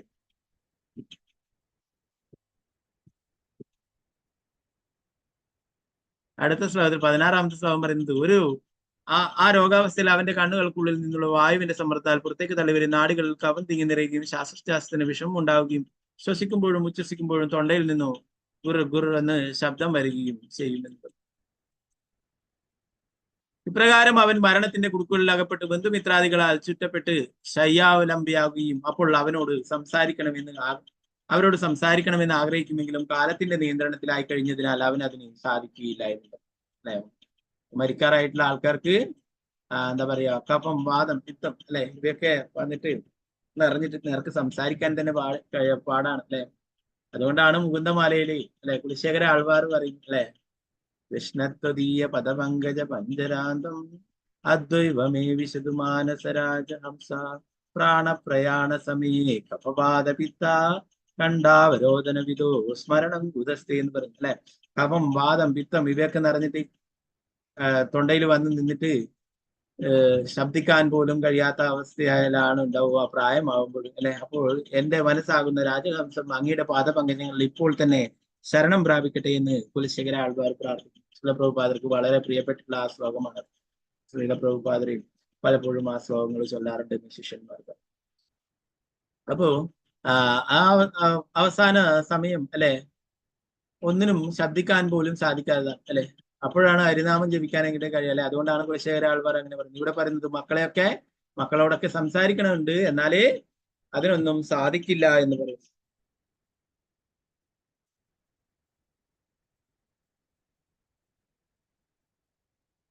ഒരുവൻ മരണശൈലിയായി കഴിയുമ്പോൾ ഉപചാരത്തിന് വേണ്ടി അയാളുടെ ബന്ധുക്കൾ അയാൾക്ക് ചുറ്റിലും വന്നുകൂടുകയും ചിലപ്പോൾ ഓ എന്റെ പിതാവേ, ഓ എന്റെ സുഹൃത്തെ, അല്ലെങ്കിൽ ഓ എന്റെ ഭർത്താവേ എന്നിങ്ങനെ വിലപിക്കുകയും ചെയ്യുമ്പോൾ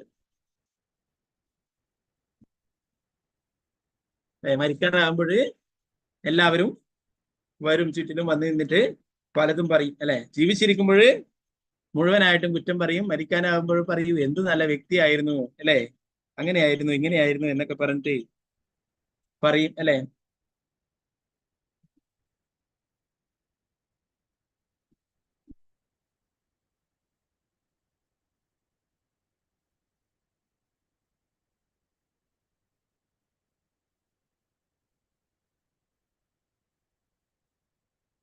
ആ അവസ്ഥയിൽ അവരോട് സംസാരിക്കുവാനും തന്റെ ഉള്ളിലുള്ള അഭിലാഷങ്ങൾ അവരെ അറിയിക്കുവാനും ആഗ്രഹമുണ്ടെങ്കിലും പൂർണ്ണമായും കാലഘട്ടത്തിന്റെ മൃത്യുവിന്റെ നിയന്ത്രണത്തിന് കീഴിൽ കഴിയുന്നതിനാൽ അയാൾക്ക് തന്റെ അന്ധകരണത്തിലുള്ളത് പ്രകടിപ്പിക്കാൻ സാധിക്കാതിരിക്കും. അത് അയാൾക്ക് ദുസ്സഹമായ വേദനയ്ക്ക് കാരണമാവുകയും ചെയ്യും. നേരത്തെ തന്നെ രോഗത്തിന്റെ തീവ്രതയാൽ തൊണ്ടയിലും സിരകളിലും കഫം നിറഞ്ഞ് വേദന അനുഭവിക്കുകയാണ് അയാൾ. ബന്ധുക്കൾ ഓരോന്ന് ചോദിച്ചും പറഞ്ഞ് നിലവിളിക്കുമ്പോൾ അയാളുടെ വേദന മൂർധന്യത്തിലാകും എന്ന് പറയും അല്ലെ. പലതും പറയണമെന്നുണ്ടാവും, എന്നാലേ അദ്ദേഹത്തിന് ഒന്നും പറയാൻ കഴിയുന്നില്ല. ഉള്ളിൽ തന്നെ കഫം, വാദം, പിത്തം ഇവയൊക്കെ നിറഞ്ഞിട്ട് ശബ്ദിക്കാൻ കഴിയാത്ത അവസ്ഥയിലാണുള്ളത് അല്ലെ.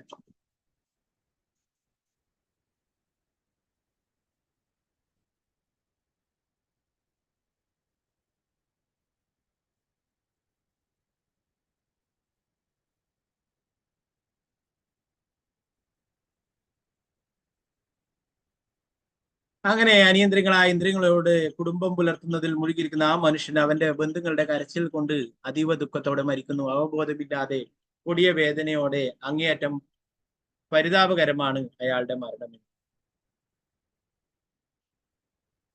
അപ്പൊ അങ്ങനെയുള്ള ആ മനുഷ്യൻ അതീവ ദുഃഖത്തോടെ മരിക്കുന്നു. അല്ലെ, പലതും പറയാനുണ്ടാവും, പലതും അതൊന്നും പറയാനോ ഒന്നും ചെയ്യാൻ സാധിക്കാതെ വേദനയോടെ മരിക്കുന്നു എന്ന് പറയുന്നത്. അല്ലെ, ഇത് ആരുടെ മരണത്തെ കുറിച്ച്? ഭഗവാനെ മറന്ന് ജീവിക്കുന്നവരെ കുറിച്ചിട്ടാണ്. അല്ലെ, ഭഗവാന്റെ ഭക്തന്മാർ അല്ലെ പലരെയും പലപ്പോഴും കണ്ടിട്ടുണ്ട്. അവരൊക്കെ നല്ല രീതിയിൽ ഭഗവത് സേവനങ്ങൾ ചെയ്തുകൊണ്ടൊക്കെ ചില ആൾക്കാരൊക്കെ എന്താ പറയാ രാവിലത്തെ എല്ലാ കാര്യങ്ങളൊക്കെ ചെയ്ത് ബംഗ്ലാരൊക്കെ ജപിച്ചിട്ടൊക്കെയാണ് ചില ആൾക്കാർ സുന്ദരമായിട്ട് ഭഗവാന്റെ അടുത്തേക്ക് തിരിച്ചു വന്നത്. അല്ലെ, പലരും അവരൊരിക്കലും യമരാജനെ കാണുന്നില്ല, യമകിങ്കരന്മാരെ കാണില്ല. അല്ലെ, അവരെ കൊണ്ടുപോകാൻ വിഷ്ണുദൂതന്മാരാണ് വരിക.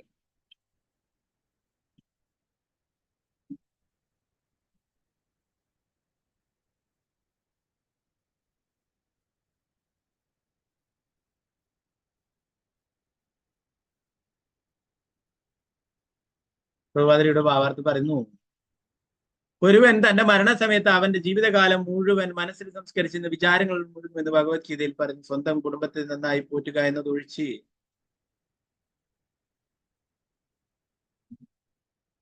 മറ്റൊരു ചിന്തയും ഇല്ലാതിരുന്ന ഒരു വ്യക്തിയുടെ അന്ത്യവിചാരങ്ങളിലും കുടുംബകാര്യങ്ങൾ കടന്ന് ഒരു സാധാരണ മനുഷ്യനെ സംബന്ധിച്ച് സ്വാഭാവികമാണത് എന്ന്. വെറും കുടുംബത്തെക്കുറിച്ച് മാത്രം ചിന്തിച്ചാക്ക അവസാന നിമിഷവും കുടുംബത്തെ തന്നെയാണ് ഓർമ്മ വരുന്നത്. അല്ലെ, ഭഗവാനെ ആണെങ്കിൽ ഭഗവാനെ കുറിച്ച് ഓർത്തുകൊണ്ട് ഭഗവത് ധാമത്തിലേക്ക് പോകും. അല്ലെ, കുടുംബത്തെ കുറിച്ച് ഓർത്തു കഴിഞ്ഞാൽ വീണ്ടും ആ കുടുംബത്തിൽ തന്നെ വന്നു പിറക്കും. അല്ലെ, അദ്ദേഹത്തിന്റെ കർമ്മത്തിനനുസരിച്ചിട്ട് അല്ലെ കർമ്മഫലത്തിനനുസരിച്ചിട്ട് എന്ത് ശരീരമാണെന്ന് തീരുമാനിക്കും. ചിലപ്പോൾ ഒരു പട്ടിയോ പൂച്ചയോ ഒക്കെ ആയിരിക്കും ആ വീട്ടിലെ എന്തോ കൂറയോ പല്ലിയോ എന്തൊക്കെ ആയിട്ട് ജനിക്കും. അല്ലെ, അദ്ദേഹം എന്താ പറയാ അങ്ങനെ പുണ്യപ്രവൃത്തികളൊന്നും ചെയ്തില്ലെങ്കിൽ ചിലപ്പോഴും മനുഷ്യ ശരീരം കിട്ടിയെന്ന് വരില്ല. അല്ലെ, അതുപോലെ തന്നെ ഭഗവാനെ മറന്നു ജീവിക്കുകയാണെങ്കിലും അങ്ങനെയുള്ള മനുഷ്യ ശരീരം ലഭിച്ചു എന്ന് വരും. അല്ലെ, അദ്ദേഹത്തിന്റെ ആഗ്രഹം സാധിക്കും, എന്തെങ്കിലും ആയിട്ട് ജീവിയായിട്ട് തീരും.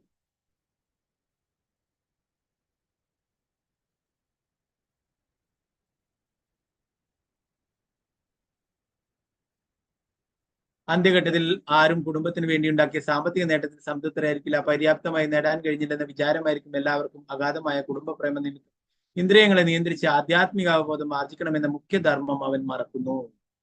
പ്രധാനപ്പെട്ട ഒരു കാര്യം മറന്നു പോകുന്നു. അല്ലെ, കൃഷ്ണാബോധം അത് പരിശീലിക്കുവാൻ മറന്നു. ചില സമയങ്ങളിൽ മരിച്ചുകൊണ്ടിരിക്കുന്ന ഒരു വ്യക്തി സ്വന്തം പുത്രനെയോ ഏതെങ്കിലും ബന്ധുവിനെയോ അടുത്ത് വിളിച്ച് ഞാൻ പോകുന്നു, ദയവായി കുടുംബം നോക്കിക്കൊള്ളണം എന്ന് ചുമതലപ്പെടുത്തുന്നത് കാണാം. അവൻ അറിയില്ല അവൻ എവിടേക്കാണ് പോകുന്നത്. എങ്കിലും മരണം വന്ന് വിളിക്കുന്ന നേരത്തും എങ്ങനെ തന്റെ കുടുംബം പോറ്റണപ്പെടുമെന്ന് വേവലാതിയാണ് അവന്. ചില സമയങ്ങളിൽ മരണത്തെ സമീപിച്ചുകൊണ്ടിരിക്കുന്ന ഒരു മനുഷ്യൻ അയാളുടെ ഡോക്ടറോട് ഞാൻ കുടുംബത്തിന് വേണ്ടി തുടങ്ങി വെച്ചുള്ള പദ്ധതികൾ പൂർത്തീകരിക്കാൻ ഏതാനും വർഷം കൂടിയെങ്കിലും എന്റെ ജീവിതം നീട്ടിത്തരണമെന്ന് അഭ്യർത്ഥിക്കുന്നത് കാണും.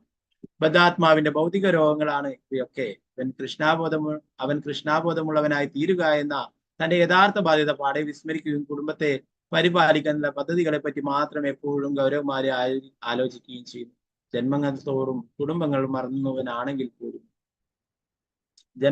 കുടുംബങ്ങൾ മാറുന്നവനാണെങ്കിൽ പോലും അല്ലെ, ഒരാള് കഴിഞ്ഞ ജന്മമുള്ള അതേ കുടുംബമായിരിക്കില്ല ഈ ജന്മത്തിൽ. അല്ലെ, മനുഷ്യനായിട്ട് തന്നെ കഴിഞ്ഞ ജന്മം നമ്മൾ മറ്റാരുടെയെങ്കിലും അവനൊക്കെ നമ്മുടെ അച്ഛനും അമ്മയൊക്കെ വേറെ ആയിരിക്കും. അല്ലെ, നമ്മുടെ ബന്ധുക്കളൊക്കെ വേറെ ആയിരിക്കും. അല്ലെ, എങ്കിലും ഈ ജന്മത്തില് ഈ ജന്മത്തിലുള്ളവരോട് കൂടുതൽ അറ്റാച്ച്മെന്റ് ഉണ്ടാവുന്നു എന്ന് പറയും. അല്ലെ, അപ്പോൾ അവസാന നിമിഷം എവിടെയാണ് പോകുന്നത് എന്ന് പോലും അറിയില്ല, എങ്കിലും പറയുന്നു ഞാൻ പോവുകയാണ്, എന്റെ കുടുംബത്തെയൊക്കെ നോക്കണമെന്ന് മക്കളെയും മറ്റുള്ളവരൊക്കെ വിളിച്ചിട്ട് പറയുന്നു എന്ന്. അതുപോലെ ചില ആള് പറയുന്നു ഡോക്ടറോട് കുറച്ച് സമയം കൂടി എനിക്ക് നീട്ടിത്തരണം, കുറച്ച് കാര്യങ്ങൾ കൂടി ചെയ്യാനുണ്ട് എന്ന്. അല്ലെ, ഒരു ഡോക്ടർക്ക് അത് നീട്ടിത്തരാനൊന്നും സാധിക്കില്ല. അല്ലെ, ജനിക്കുമ്പോൾ തന്നെ നമ്മുടെ മരണവും കുറിച്ചിട്ടുണ്ട്. അല്ലെ, ഇന്ന ദിവസം ഇന്ന സമയത്ത് ഇത്ര തീയതി നമ്മൾ മരിക്കുക എന്നുള്ള കാര്യങ്ങൾ അത് നമുക്കറിയില്ല ഏതാണ് ഡേറ്റ് എന്ന്. അല്ലെ, പരീക്ഷിത് മഹാരാജാവിനെ അറിയായിരുന്നു 7 ദിവസം കഴിഞ്ഞാൽ ദർശകൻ കഴിഞ്ഞു. അല്ലെ, അതുകൊണ്ട് ആ 7 ദിവസവും പൂർണ്ണമായിട്ടും ഭഗവാന്റെ സത്കഥകൾ കേൾക്കാനായിട്ട് പരീക്ഷിത് മഹാരാജാവ് തിരഞ്ഞെടുക്കില്ല. അല്ലെ, നമുക്കറിയില്ല ഏതാണ് ആ 7 ദിവസം എന്ന്. അല്ലെ, എപ്പോ തുടങ്ങി എന്ന് നമുക്കറിയില്ല. അതുകൊണ്ട് നമ്മൾ എപ്പോഴും ഭഗവാന്റെ സത്കഥകളൊക്കെ കേട്ടുകൊണ്ടേയിരിക്കും. മരണസമയത്ത് മൃത്യുദേവന്റെ 2 ദൂതന്മാർ ഉഗ്രകോപത്താൽ തുറിച്ച കണ്ണുകളോട് തന്റെ മുന്നിൽ വന്ന് നിൽക്കുന്നതുകൊണ്ട് ഭയചകിതരാകുന്ന അവൻ മലമൂത്ര വിസർജനം നടത്തിപ്പോകും.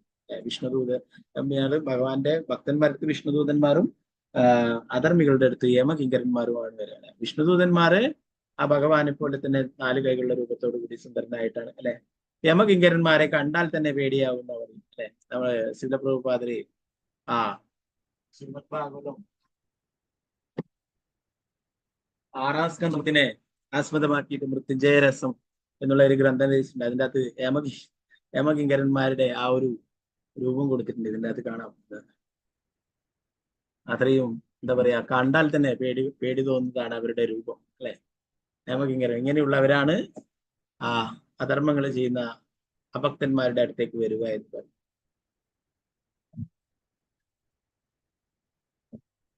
അപ്പൊ അത് മറ്റുള്ള ജീവികൾക്കൊക്കെ കാണാൻ സാധിക്കുമെന്ന്.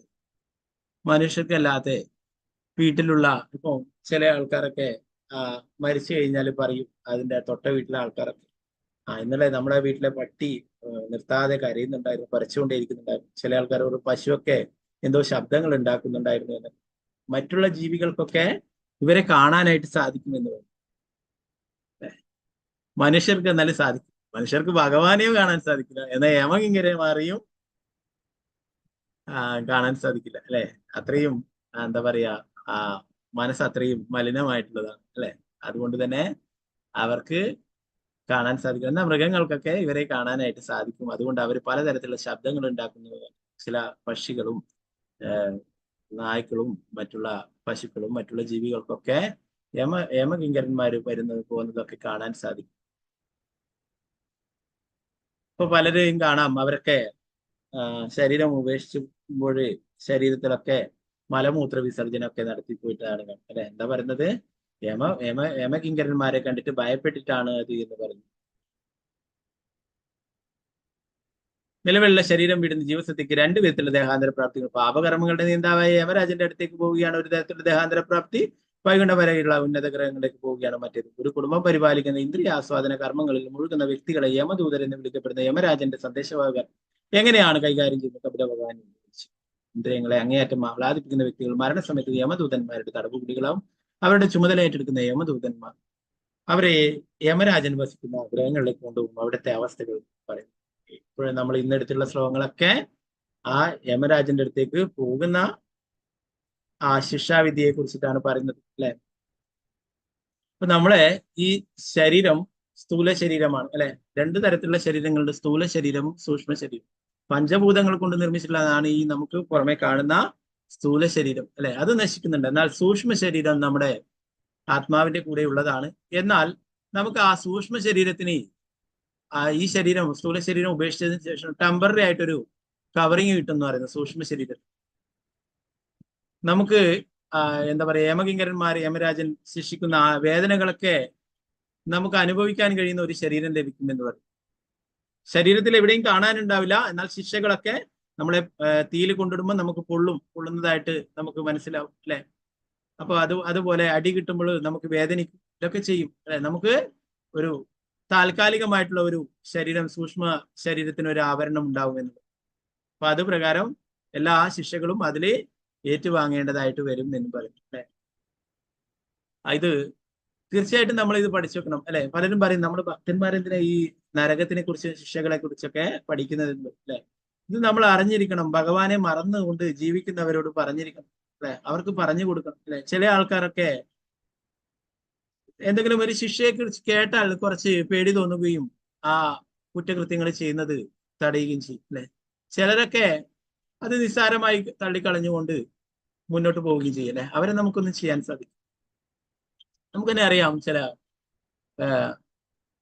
ശിക്ഷകളൊക്കെ നമ്മൾ ഭയന്നിട്ടൊന്നും ചെയ്യില്ല അല്ലെ. വിദേശ രാജ്യങ്ങളിലൊക്കെ ഇപ്പൊ ഇവിടെയുമായി അല്ലെ, വിദേശ രാജ്യങ്ങളിലൊക്കെ അവിടെയൊക്കെ എന്താ പറയാ, നമ്മൾ കൂടുതൽ സ്പീഡിൽ പോകുന്നതിന് അവിടെയൊക്കെ ക്യാമറ ഫിറ്റ് ആക്കിയിട്ടുണ്ടാവും. അവിടെയൊക്കെ ഇതുപോലെ ഈ നമ്മുടെ നാട്ടിലെ പോലെ ഇങ്ങനെ കാണാൻ പറ്റില്ല. അവരൊക്കെ ചെടിയുടെ ഇടയിലും, പ്രത്യേകിച്ചും ഗൾഫ് രാജ്യങ്ങളിലൊക്കെ അവരൊക്കെ ആ ഡിവൈഡറിന്റെ ഇടയിൽ ചെടിയുടെ ഉള്ളിലും അവിടെ ഇവിടെയൊക്കെ ക്യാമറ വെച്ചു. അപ്പൊ അവിടെയൊക്കെ ചില ആൾക്കാരൊക്കെ അത് പിഴയൊക്കെ അടച്ചു കഴിഞ്ഞാൽ അവർക്ക് അറിയാം ഇന്ന സ്ഥലത്തൊക്കെ ക്യാമറയുണ്ട്, അപ്പൊ അത് ശ്രദ്ധിക്കണമെന്ന് സുഹൃത്തുക്കളോടൊക്കെ പറയും അല്ലെ. ഇന്ന സ്ഥലത്തൊക്കെ ഉണ്ട്, ഇത്ര ദീർഘമൊക്കെ അടക്കേണ്ടി വരും, ഇത്ര പെനാൽറ്റി അടക്കേണ്ടി വരും, ഇത്ര. അപ്പോ അതുകൊണ്ട് അങ്ങനെ ആകുമ്പോൾ അത്ര സ്പീഡില്ലാതെ പതുക്കെയൊക്കെ പോകും അല്ലെ.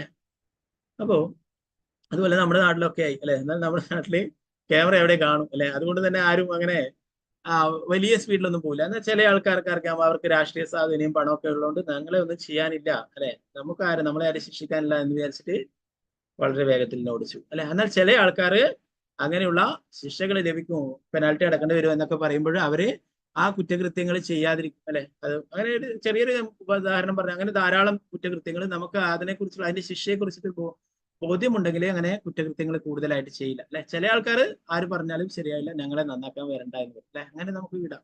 എന്നാൽ നമുക്ക് മാറ്റാൻ പറ്റുന്നവരൊക്കെ പറഞ്ഞ് മനസ്സിലാക്കാം, അവരോടൊക്കെ ഇങ്ങനെയുള്ള ശിക്ഷകളുണ്ട്, അല്ലെ. പലരും വിചാരിക്കുന്നത് ഇങ്ങനെ യാതൊരു ശിക്ഷയില്ല, നമ്മൾ ഈ ശരീരം നശിക്കുന്നതിനോട് എല്ലാം കഴിഞ്ഞു, പിന്നെ എല്ലാം ഫിനിഷ്, അല്ലെ, ഒന്നുമില്ല, ശിക്ഷയില്ല, വേറൊന്നുമില്ല, വേറെ ജീവിതമില്ല, ഒന്നുമില്ല, എല്ലാം കഴിഞ്ഞു, ഈ ഒരു ജീവിതമേ ഉള്ളൂ, അടിച്ചു പൊളിക്കണം, അങ്ങനെയാണ് അവർ കരുതുന്നത്. എന്നാൽ അതല്ല, അതിനൊക്കെ നമ്മൾ ചെയ്യുന്ന ഓരോ പാപകർമ്മത്തിനും അതിൻ്റെതായിട്ടുള്ള ആ പാപഫലങ്ങൾ നമ്മൾ അനുഭവിക്കേണ്ടി വരും, അല്ലെ. ഓരോ നരക ലോകങ്ങളിൽ പോയിട്ട് അതൊക്കെ അനുഭവിക്കേണ്ടി വരും. അതിനെ കുറിച്ചിട്ട് ശ്രീമദ് ബാധകപ്പെടുന്നു. അപ്പൊ നമ്മൾ ഇത് മനസ്സിലാക്കിയിട്ടുള്ള മറ്റുള്ളവർക്ക് പറഞ്ഞു കൊടുക്കാം. ഭക്തന്മാർക്ക് ഇത് ബാധകമല്ലെങ്കിലും അവർക്ക് ഇതിനൊന്നും ഭയപ്പെടേണ്ടതുള്ളത് നമ്മൾ മറ്റുള്ളവരെ ബോധവാന്മാരാക്കണം. അവരോട് ഇങ്ങനെയുള്ള കുറ്റകൃത്യങ്ങളൊക്കെ ചെയ്യുമ്പോൾ ഇങ്ങനെയുള്ള ശിക്ഷകളൊക്കെ ഉണ്ട്, ശ്രീമദ് ഭാഗവതത്തിൽ പറഞ്ഞിരിക്കുന്നത്. ഇതൊക്കെ വെറുതെ പറയുന്നതല്ല, ശാസ്ത്രങ്ങളിൽ പറഞ്ഞിരിക്കുന്നു എന്നുള്ള കാര്യങ്ങൾ നമ്മൾ അവരെ ബോധ്യപ്പെടുത്തുകയാണ്. അവരെ കുറെ ഭാഗം അങ്ങനെയുള്ള കുറ്റകൃത്യങ്ങളൊക്കെ ചെയ്യുന്നത്, അല്ലെ, മറ്റുള്ള ജീവികളൊക്കെ കൊന്നു തിന്നുന്നത്, അതൊക്കെ അവര് ചിലപ്പോഴൊക്കെ ഒഴിവാക്കും, അല്ലെ. അവർക്ക് ആ ശരിയായ ജ്ഞാനം ലഭിക്കാത്തത് കൊണ്ടാണ് അവരങ്ങനെയുള്ള കുറ്റകൃത്യങ്ങളൊക്കെ ചെയ്യുന്നത്, പാപങ്ങളൊക്കെ ചെയ്യുന്നത്, അല്ലെ. അപ്പൊ അതുകൊണ്ട് നമ്മൾ തീർച്ചയായിട്ടും ഇതൊക്കെ മനസ്സിലാക്കി വെക്കണം, മറ്റുള്ളവർക്കും പറഞ്ഞു കൊടുക്കണം ഇങ്ങനെയുള്ള പാപ കാര്യങ്ങളെ കുറിച്ച്, അല്ലെ. അപ്പൊ നമ്മള് അത് നരകത്തിലെ ഓരോരോ ശിക്ഷകളെ കുറിച്ചിട്ടും ഇതൊക്കെ വളരെ വിശദമായിട്ട് കപില ഭഗവാൻ വിശദീകരിക്കുന്നുണ്ട്, അല്ലെ. അത് കുറച്ചുകൂടി നല്ല വിശദമായിട്ട് ശ്രീല പ്രഭുപാദരൻ നമുക്ക് വിശദീകരിച്ചു തരുന്നുണ്ട്, അല്ലെ. എന്തിനു വേണ്ടിയിട്ടാണ് ഇങ്ങനെയുള്ള കുറ്റകൃത്യങ്ങളൊന്നും നമ്മൾ ഒരിക്കലും ചെയ്യാതിരിക്കാനും, അല്ലെ, മറ്റുള്ളവർക്ക് ഇതൊക്കെ പറഞ്ഞു കൊടുത്ത് അവരെ കുറ്റകൃത്യങ്ങൾ പാപകർമ്മങ്ങൾ ചെയ്യുന്നതൊന്നും പിന്തിരിപ്പിക്കുവാനും വേണ്ടിയിട്ടാണ്. ബാക്കി ഭാഗങ്ങൾ നമുക്ക് നാളത്തെ ക്ലാസ്സിൽ നോക്കാം. വളരെ പ്രധാനപ്പെട്ട ഭാഗങ്ങളാണിത്. അത്രയും പലരും എന്താ പറയുക, യാതൊരു ശിക്ഷയുമില്ല എന്ന് വിചാരിച്ചിട്ടാണ് അവരൊക്കെ ഇങ്ങനെയുള്ള പാപകർമ്മങ്ങളൊക്കെ ചെയ്യുന്നത്. അപ്പൊ നമ്മള് തീർച്ചയായിട്ടും ഒരു വൈഷ്ണവര്, അല്ലെ, ഭഗവാന്റെ ഭക്തന്മാര് മറ്റുള്ള ജീവികളോട്, സഹജീവികളോട് കാരുണ്യം കാണിക്കേണ്ടതാണ്. അവരെയും യമരാജന്റെ അടുത്തേക്ക് കൊണ്ടുപോകുന്നത്, അല്ലെ, അതിൽ നിന്നും നമ്മൾക്ക് രക്ഷിക്കാൻ കഴിയുമെങ്കിൽ അത് അത്രയും നല്ല പ്രവൃത്തിയാണ്, ഭഗവാന് പ്രിയപ്പെട്ടതാണ് അങ്ങനെയുള്ളവർ, അല്ലെ. അവരൊക്കെ ഈ ശിക്ഷകളൊക്കെ പറഞ്ഞിട്ട് ബോധ്യപ്പെടുത്തുകയാണ്. ഓക്കെ, ഹരേ കൃഷ്ണ. സമയം കുറച്ച് കൂടുതലായി. ബാക്കി ഭാഗങ്ങൾ നമുക്ക് നാളത്തെ ക്ലാസ്സിൽ ഇന്നെടുത്ത ഭാഗങ്ങളൊക്കെ നോക്കാനുണ്ട്, അല്ലെ. നാളത്തെ ക്ലാസ് നോക്കാം. ग्रंथराज श्रीमद भागवतम की जय, श्रील प्रभुपाद की जय, गुरु महाराज की जय, निताय गौर प्रेमानंदे, हरि हरे कृष्ण. ഇന്നത്തെ ഭാഗങ്ങൾ എന്തെങ്കിലും സംശയങ്ങൾ ഉണ്ടെങ്കിൽ ഉയർത്താം. വാഞ്ചകൽപതരൂപശ്ച കൃപാ സിന്ധുഭ്യവച പതിദാനോ പാവനേഭ്യോ വൈഷ്ണവേഭ്യോ ആനന്ദ കോടി വൈഷ്ണവ വൃന്ദ की जय, श्रील प्रभुपाद की जय, गुरु